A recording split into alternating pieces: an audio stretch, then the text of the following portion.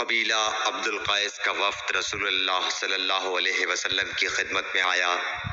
آپ صلی اللہ علیہ وسلم نے دریافت کیا کہ کون سا وفد آیا ہے یا یہ کون لوگ ہیں؟ انہوں نے کہا ربیعہ خاندان کے لوگ ہیں۔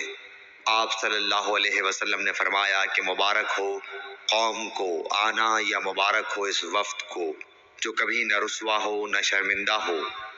اس کے بعد انہوں نے عرض کیا کہ ہم ایک دور دراز کونے سے آپ کے پاس آئے ہیں اور ہمارے اور آپ کے درمیان کفار مضر کا قبیلہ پڑتا ہے۔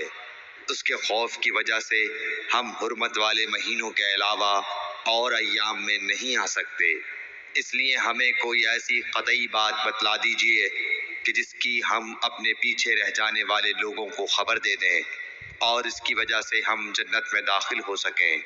تو آپ صلی اللہ علیہ وسلم نے انہیں 4 باتوں کا حکم دیا اور 4 سے روک دیا۔ اول انہیں حکم دیا کہ ایک اللہ پر ایمان لائیں۔ پھر فرمایا کہ کیا تم جانتے ہو کہ ایک اللہ پر ایمان لانے کا کیا مطلب ہے؟ انہوں نے عرض کیا اللہ اور اس کا رسول زیادہ جانتے ہیں۔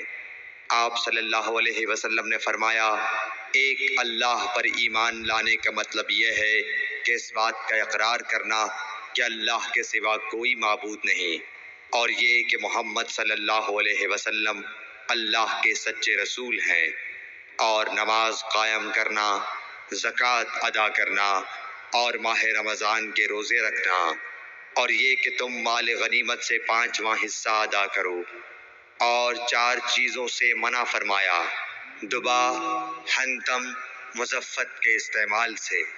اور چوتھی چیز کے بارے میں شعبہ کہتے ہیں کہ ابو حمزہ بسا اوقات نقیر کہتے تھے اور بسا اوقات مقیر۔